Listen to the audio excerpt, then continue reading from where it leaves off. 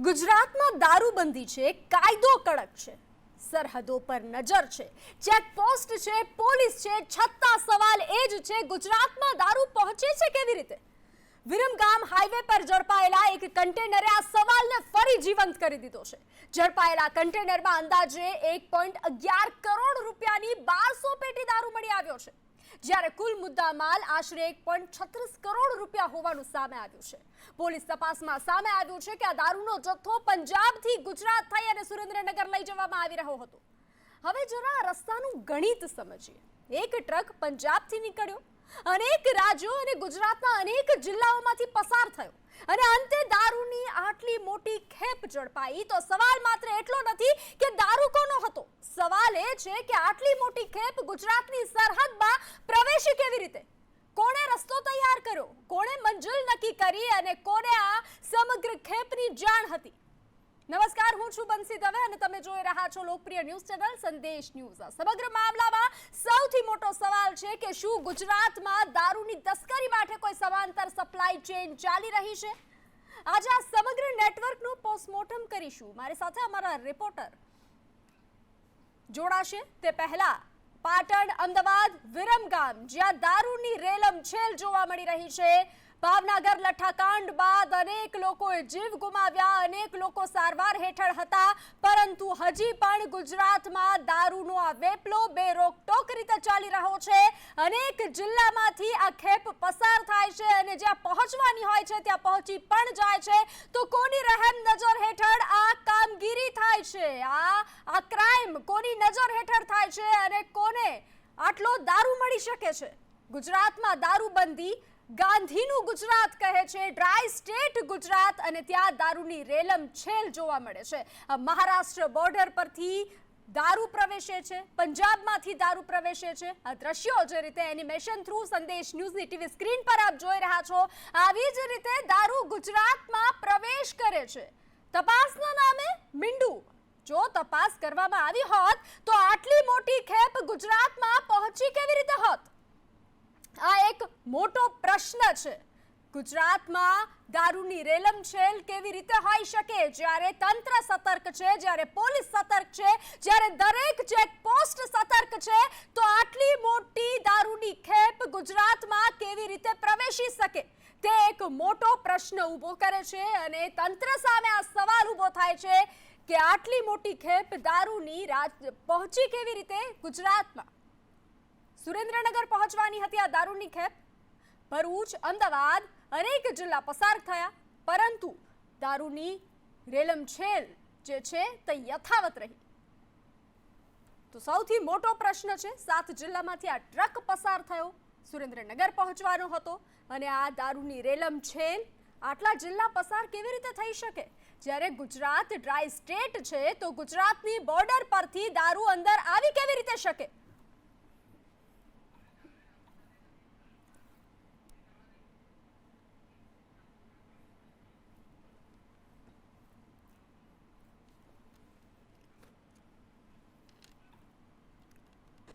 અમારા રિપોર્ટર જોડાઈ ચૂક્યા છે અમારી સાથે, ભરૂચથી વિરલ રાણા જોડાઈ ચૂક્યા છે, અમદાવાદથી જિગ્નેશ પટેલ અને સુરેન્દ્રનગરથી શાહરૂખ સિપાઈ જોડાઈ ચૂક્યા છે। વિરલ, જે રીતે સૌથી મોટો પ્રશ્ન કે આપણે વાત કરીએ કે જે રીતે વલસાડના ભિલાડ ચેકપોસ્ટ પરથી આ દારૂ પસાર થયો, ત્યારબાદ ભરૂચ આવ્યો, કેવી કામગીરી? શું કોઈ પણ પ્રકારનું ચેકિંગ કરવામાં નથી આવતું?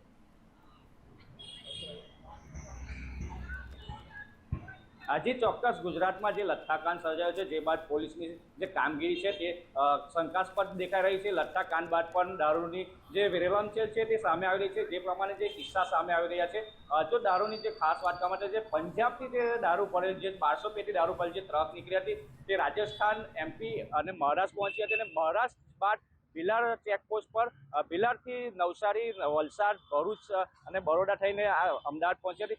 જો ખાસ જો વાત કરવા માટે ભરૂચનો જે નેશનલ હાઈવે છે ત્યાં પોલીસની જે ચેકિંગ હોય છે તે અહીંને ક્યાંક ને કંઈક પોલીસની જે ચૂક થઈ હોય એવું સામે આવી રહ્યું છે।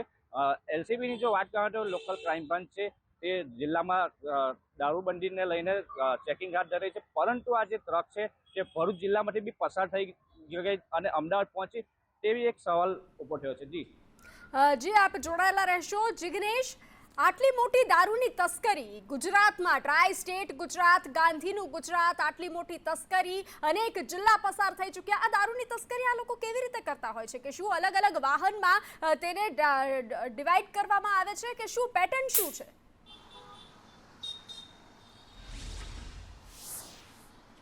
બંસી, ગુજરાતની અંદર એટલે કે ડ્રાય સ્ટેટ ગુજરાતમાં દારૂના સપ્લાય માટે અલગ અલગ ચેન કામ કરતી હોય છે. જેમ કે આ કેસ એટલે કે સાણંદ જીઆઈડીસી દારૂ પકડાયો તે પંજાબના માનસાથી ટ્રક ભરાય છે. ટ્રક હરિયાણા, રાજસ્થાન, મહારાષ્ટ્ર, મધ્યપ્રદેશ 4 રાજ્યો ફરે છે, ત્યારબાદ એ ગુજરાતમાં પ્રવેશ કરે છે. એટલે કે 4 રાજ્યોની બોર્ડર ઉપર આ ટ્રકને રોકવામાં નથી આવી, ન તો તપાસ કરવામાં આવી, ન તો તેની કોઈ રોકવામાં આવી. ત્યારબાદ જ્યારે ગુજરાતમાં પ્રવેશે છે ત્યારે ગુજરાતની અંદર પણ જાણે લાલ જાજમ બિછાવી અને વલસાડ પોલીસ તેને સ્વાગત કરતી હોય તે રીતે તે દારૂ વલસાડમાં પ્રવેશે છે. અને ત્યારબાદ આખું ગુજરાત ફરતા ફરતા ગુજરાતના 4 શહેરો ફરી અને આખરે અમદાવાદ ગ્રામ્ય પહોંચે છે અને ગ્રામ્ય પોલીસ તેની ધરપકડ કરે છે. આ કેસની અંદર જે દારૂ પકડાયો છે તે દારૂની બોટલ ઉપર જે બેચમાર્ક હતો તે બેચમાર્ક હટાવી દેવામાં આવ્યો હોવાનું પોલીસ તપાસમાં સામે આવ્યું છે. એટલે કે દારૂ કઈ ડિસ્ટિલરીમાંથી ભરવામાં આવ્યો, ક્યાં તેનું પ્રોડક્શન થયું, ક્યાં તેનું વેચાણ થયું, આખી સપ્લાય ચેન કોણ છે તે સામે ન આવે તે માટે દારૂ માફિયાઓએ તેના ઉપર જે નિશાન અને માર્કા હતા તે હટાવી દીધા હોવાનું સામે આવ્યું છે. બીજી તરફ જો દારૂના સપ્લાય ચેન પર નજર કરીએ તો જ્યારે ગુજરાતની અંદર દારૂને લઈને પ્રતિબંધો કડક કરવામાં આવે ત્યારે ગુજરાત, મહારાષ્ટ્ર અને મધ્યપ્રદેશ આ 3 રાજ્યોમાંથી આવતો દારૂનો જથ્થો અટકી જતો હોય છે અને તેની જગ્યાએ દિલ્હી, હરિયાણા, પંજાબ, છત્તીસગઢ જેવા અલગ અલગ રાજ્યોમાંથી તે દારૂ ભરાય છે. આ જ રીતે જે પેટર્નથી 5 રાજ્યોમાં દારૂ ફર્યો તે રીતે અલગ અલગ રાજ્યોમાં તે ટ્રકો ફરે છે અને આખરે દારૂ ગુજરાત પહોંચે છે. એટલે જ્યારે ગુજરાતમાં કડક કાર્યવાહી થાય ત્યારે સપ્લાય ચેન બદલાય છે, પરંતુ બુટલેગરો પોતાનો રસ્તો શોધી લે છે અને અલગ અલગ માર્ગેથી ગુજરાતમાં દારૂ લાવે છે. તે વાત વાસ્તવિકતા છે. જી જિગ્નેશ, આપ જોડાયેલા રહેશો. શાહરૂખ, જે રીતે તેની મંઝિલ જે છે તે સુરેન્દ્રનગર હતી, 4 જિલ્લા પસાર કરવામાં આવ્યા. હવે આ સુરેન્દ્રનગરમાં આ આટલી મોટી ખેપ કોને જવાની હતી, શું છે? અને સુરેન્દ્રનગરમાં શું માત્ર એક કન્ટેનરનું જ ચેકિંગ છે, અન્ય કોઈ ચેકિંગ કરવામાં નથી આવતા? શું માહિતી સામે આવી રહી છે?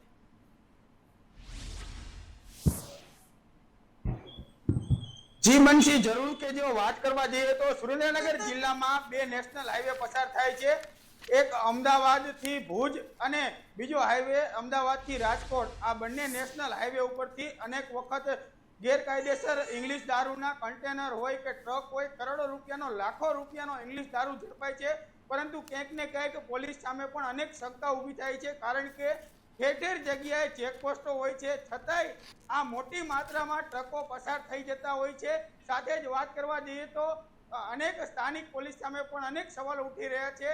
અન્ય બહારના રાજ્યમાંથી જો દેશી ઇંગ્લિશ દારૂ અહીં જે હાઈવે પરથી પસાર કરી અને છેક સુરેન્દ્રનગર સુધી લાવવામાં આવે છે, તો ક્યાંક ને ક્યાંક પોલીસની પણ ક્યાંક ને ક્યાંક નિષ્ક્રિયતા હોય તેવું હાલ સાબિત થઈ રહ્યું છે. દીબનસી, જી આપ જોડાયેલા રહેશો. વિરલ, જે રીતે અનેક ચેકપોસ્ટ, 4 જિલ્લા પસાર થવા, 1200 પેટી દારૂની ગુજરાતમાં, ટ્રાય સ્ટેટ ગુજરાતમાં આવી, આવા પોલીસની કામગીરીની ક્યાં કચાશ તમને જોવા મળે છે? તમારા જિલ્લામાં મતલબ જે ચેકપોસ્ટ છે તેના પર કેવી નજર રાખવામાં આવી રહી છે, કેવી કામગીરી?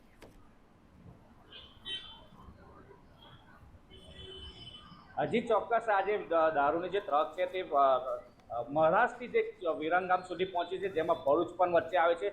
ભરૂચ જો નેશનલ હાઈવેની જો વાત કરવામાં આવે તો ભરૂચ હાઈવે પર કોઈ ચેકપોસ્ટ નથી, જેને કારણે આજે બુટલેગરો હોય છે, આજે દારૂની જે સપ્લાય કરતા હોય છે તેઓના એક મોકળું મેદાન મળતું હોય છે.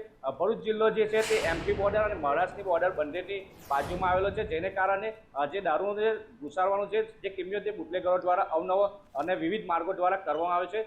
પોલીસની બી કામગીરી અહીં જે છે તે નિષ્ફળ રહી હોય તેવું દેખાઈ રહ્યું છે.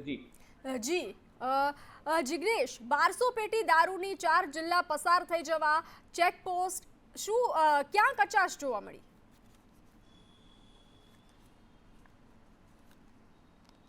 સિસ્ટમમાં જ આખી કચાશ છે તેવું કહેવું સહેજ પણ ખોટું નથી, કારણ કે બંસી જ્યારે ગુજરાતમાં દારૂ આવે છે ત્યારે સ્વાભાવિક છે કે તેના કનેક્ટેડ એટલે કે તેના પાડોશી રાજ્યોમાંથી દારૂ સપ્લાય થતો હોય છે. પરંતુ ગુજરાત પોલીસ તેવી કડક કાર્યવાહી નથી કરતી કે અન્ય રાજ્યના બુટલેગરો ગુજરાતમાં દારૂ મોકલતા પહેલા 10 વખત વિચાર કરે. કહી શકાય કે કડક કાર્યવાહીના નામે માત્ર જે હળવા કાયદાઓ છે તેને લઈને તરત જામીન મળવા, જામીન ઉપર છૂટ્યા બાદ ફરી પાછો આ ધંધો કરવો માટે જે સિસ્ટમ છે તે સિસ્ટમ જ તેવી ગોઠવવામાં આવી છે કે બુટલેગરોને મોકળું મેદાન જી. મળે અને દારૂનું સપ્લાય ચાલુ રહે. તેના કરતાં સૌથી મોટી વાત એ છે કે જે નેશનલ હાઈવેઝ છે એટલે કે અત્યારનો જે આ એક 1200 પેટી દારૂ કે જેની કિંમત 1 કરોડ 11 લાખ રૂપિયા થાય છે તે દારૂ જિગ્નેશ. ભારતમાલા હાઈવે થઈને આવ્યો જી, હતો. એટલે કે દિલ્હી જી, મુંબઈ જી, જિગ્નેશ. હાઈવે પર ચડ્યા બાદ કોઈ પણ જી. જગ્યાએ ન તો પોલીસ રોકનાર છે કે ન તો ટોકનાર, અને આ જ રસ્તો મહત્વનો છે. જી જિગ્નેશ, શાહરૂખ, જે રીતે તમારા વિસ્તારમાં કયા પ્રકારની કામગીરી કરવામાં આવે છે? આટલો નજીક દારૂની ખેપ પહોંચે કેવી રીતે શકે? તમને ક્યાં કચાશ જોવા મળે છે? જે રીતે તમારા વિસ્તારમાં, તમારા જિલ્લામાં જે રીતે કામગીરી કરવામાં આવી રહી છે, તો શું હજુ પણ તંત્ર ઊંઘી રહ્યું છે?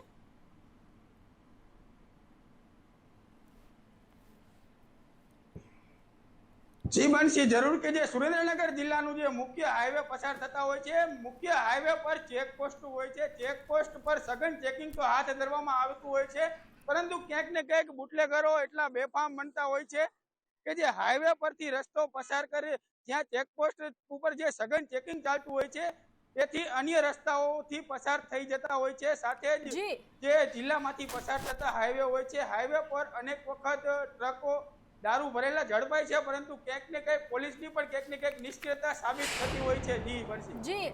જી, આપ જોડાયા તમામ સંદેશ આભાર.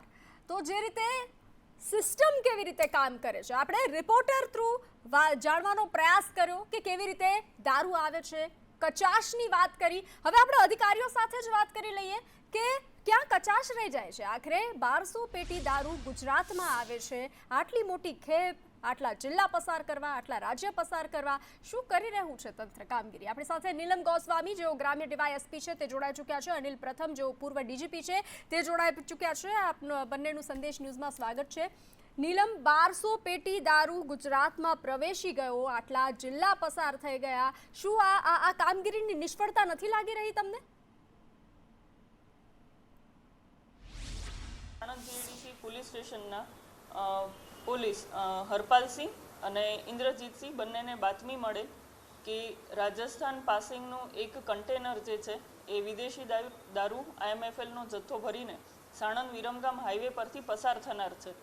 આ બાતમી મળતાની સાથે Sanand GIDC police inspector AM Desai અને તેમની ટીમ દ્વારા તે કન્ટેનર જે છે તેને સાણંદ જીઆઈડીસીની હદમાં વીરપુરા ગામના પાટિયા પાસે ઇન્ટરસેપ્ટ કરવામાં આવેલ અને તેને પંચો રૂબરૂ ચેક કરતા તેમાં IMFLનો જથ્થો મળી આવેલ હતો. આ જે કન્ટેનર જે છે એ રાજસ્થાન પાસિંગનું છે અને તેમાં આશરે 1200 પેટી મુદ્દામાલ મળી આવેલ જે છે, અને આ જે મુદ્દામાલ છે તેની કુલ કિંમત આશરે 1 કરોડ 11 લાખ થાય છે. કન્ટેનર જે આરોપી છે ડ્રાઈવર એ કરતારામ, એ બારમેર રાજસ્થાનનો રહેવાસી છે, અને આ જે મુદ્દામાલ છે તેને માનસા પંજાબથી ભરીને ત્યારબાદ હરિયાણા, રાજસ્થાન, મધ્યપ્રદેશ અને મહારાષ્ટ્ર રાજ્યમાંથી પસાર થઈ ગુજરાતમાં પ્રવેશ કરેલ હતો, અને ત્યારબાદ સાણંદ વિરમગામ હાઈવે પરથી તેને પકડવામાં આવેલ છે. આ કન્ટેનર સાથે એક આરોપી ડ્રાઈવરની ધરપકડ કરવામાં આવેલ છે, અને અન્ય માલ સપ્લાય કરનાર, કન્ટેનરના માલિક, જે રિસીવર હતા તે, અને ત્યારબાદ જેમણે આ સમગ્ર મુદ્દામાલ મોકલેલ છે એ કુલ 5 આરોપી છે તે વોન્ટેડ જાહેર કરવામાં આવેલ છે. આ जी, अनिल प्रथम अपने साथ जोड़ाया है, તેમની સાથે વાત કરીએ. जी अनिल जी, जिस तरीके से आपने काम किया है पुलिस में, आप पूरी व्यवस्था को जानते हो. जो इतनी पेटी लिकर की पहुंच गई गुजरात में, इतने जिले पसार कर लिए, तो आपको क्या लगता है इसमें पुलिस की कामगिरी पर भी सवाल उठता है? क्या लगता है आपको, ये तस्करी की चालाकी बोल सकते हैं या फिर पुलिस की कामगिरी पर सवाल उठा सकते हैं? Thank you very much. जैसा अभी डीवाईएसपी नीलम जी ने बताया कि इसमें पुलिस ने अलर्ट होके इंफॉर्मेशन लेकर इसको इंटरसेप्ट भी किया है, पकड़ा भी है. ये एक अच्छी बात है, आई अप्रिशिएट.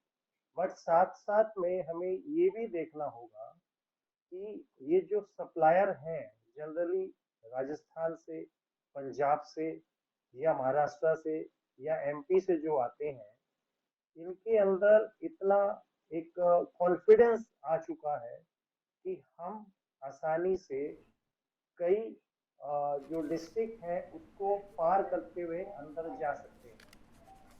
तो ये एक चिंताजनक विषय है कि जब हमारे पास 2-3 लेवल की सिक्योरिटी है, बॉर्डर पुलिस है, नॉर्मल पेट्रोलिंग पुलिस है और पुलिस स्टेशन की पुलिस है, तो ये एक चिंता का विषय है।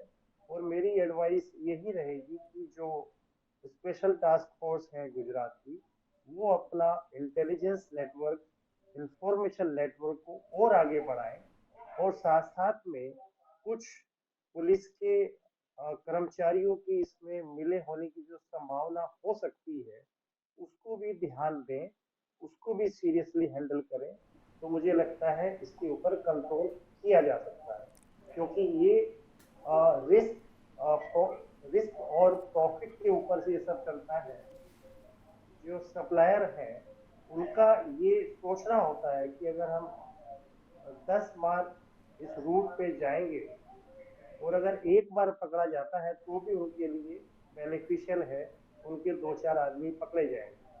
तो इसके अंदर ये होगा कि हम सिर्फ जो ड्राइवर है या जो क्लीनर है उसके अलावा जो मूल सप्लायर है और जो रिसीवर है उसको भी फोकस करके अरेस्ट करें, तो इसमें इफेक्टिव डिसीजन हो सकता है, असर हो सकता है। Thank you. જી નીલમ, 7 જિલ્લામાંથી આ પૂરી ખેપ પસાર થઈ અને અમદાવાદ આવીને જ પકડાઈ.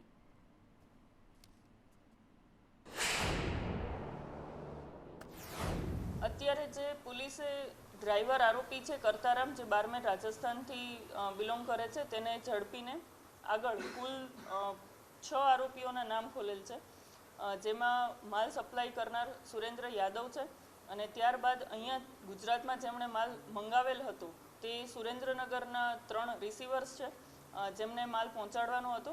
આ સાથે ડ્રાઈવર કરતારામ જે છે તેને પોલીસે કસ્ટડીમાં લઈને વધુ તપાસ હાથ ધરવા માટે તેના રિમાન્ડની માંગણી કરતા નામદાર કોર્ટે તેના 7 દિવસના રિમાન્ડ મંજૂર કરેલ છે, જેથી આ સમગ્ર મુદ્દામાલ એ ક્યાં જગ્યાએથી થઈને લઈને આવ્યો છે અને આ સાથે ક્યાં જવાનો હતો, આ સાથે જ તેના જે બારકોડ સ્ટીકર છે તેની સાથે ટેમ્પરિંગ કરવામાં આવેલું છે, તો એમાં પુરાવાના નાશની કલમ પણ ઉમેરવામાં આવેલી છે.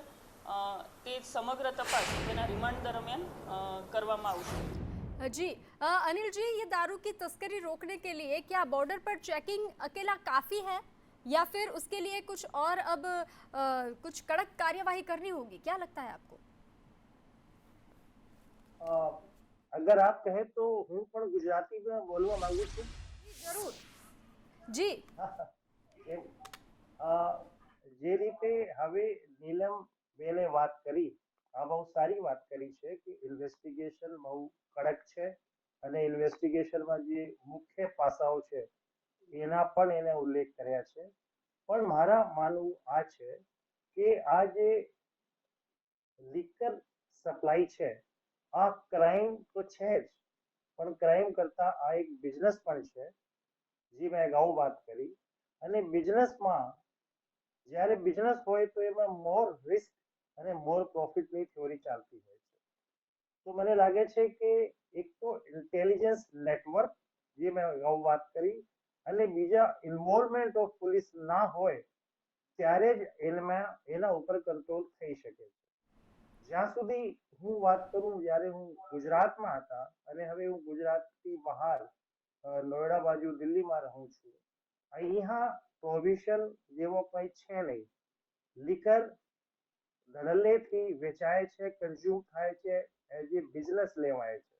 તો આ પણ મારા એક ઓપિનિયન હશે કે શું ગુજરાત સરકાર એને રિવ્યુ કરી શકે છે કોઈ પણ કારણસર, આ પણ એક મુદ્દા છે. તો મુખ્ય 3 વસ્તુ આ રોકાઈ શકે છે. પહેલા સ્ટ્રિક્ટ ચેકિંગ, બીજા પોલીસના ઇન્વોલ્વમેન્ટ ના હોય, અને ત્રીજા પોલિસી ડિસિઝન કે ક્યારે અત્યારે પણ એની જરૂર છે કે કેમ. એટલા હું કહેવા માંગુ. જી જી નીલમજી, જે રીતે આ આરોપીઓ ફરાર થયા, ડ્રાઈવરને પકડી લેવામાં આવ્યા છે, હવે આ પૂરી ચેઇનની તપાસ કેવી રીતે કરવામાં આવશે? આજે પંજાબ માનસાથી તેણે વિદેશી દારૂનો જથ્થો મેળવેલ છે, ત્યારબાદ હરિયાણા, રાજસ્થાન, મધ્યપ્રદેશ, મહારાષ્ટ્ર થઈને ગુજરાતમાં પ્રવેશ કરેલ છે અને ગુજરાતના સાઉથના ડિસ્ટ્રિક્ટ થઈને એ સાણંદ વિરમગામ હાઈવે પર આવનાર છે તેવી બાતમી મળેલ હતી અને અહીંયાથી આગળ તે સુરેન્દ્રનગર જવામાં હતું. એટલે નીલમજી વારે આવી ખેપ પકડાતી રહે છે અને વારે આવી ઘટનાઓ સામે આવતી રહે છે. હવે શું પગલાં? અત્યાર સુધીની તપાસ દરમિયાન ડ્રાઈવર પાસે અન્ય કોઈ આને સંલગ્ન દસ્તાવેજ હોય તેવું મળી આવેલ નથી, પરંતુ વિગતવારની તપાસ માટે ડ્રાઈવરના રિમાન્ડ લેતા તેના 7 દિવસના રિમાન્ડ મળેલ છે, જેની સમગ્ર તપાસ આગળ હાથ ધરવામાં છે. જી અનિલજી, સૌથી મોટો પ્રશ્ન અત્યારે દરેક લોકો ઉઠાવી રહ્યા છે અને તે એ જ છે અને માત્ર એક જ પ્રશ્ન ઉઠાવી રહ્યા છે કે આટલી મોટી દારૂની તસ્કરી, કરોડો રૂપિયાનો દારૂ જે છે તે અમદાવાદ સુધી પહોંચી ગયો, સુરેન્દ્રનગર નજીક સુધી પહોંચી ગયો. સિસ્ટમની નબળાઈ કે લોકોની ચાલાકી કે શું, કેવી રીતે આ ચેનને કેવી રીતે અટકાવી શકાય? આજે મેં વાત કરી અટકાવવાના 2 વસ્તુની ફરીથી વાત કરું છું કે બોર્ડર ઉપર અગર સખત ચેકિંગ થાય તો આ અટકાવી શકાય છે. બોર્ડરથી ચૂક પણ થઈ ગઈ હોય તો જે પેટ્રોલિંગના વાહનો ફરતા હોય છે, ટ્રાફિકના હોય કે લો એન્ડ ઓર્ડર માટે હોય, આ ચેક કરે તો થઈ શકે છે. અને ત્રીજા લેવલ પર લોકલ પોલીસની જે પેટ્રોલિંગ હોય એને અટકાવી શકે છે.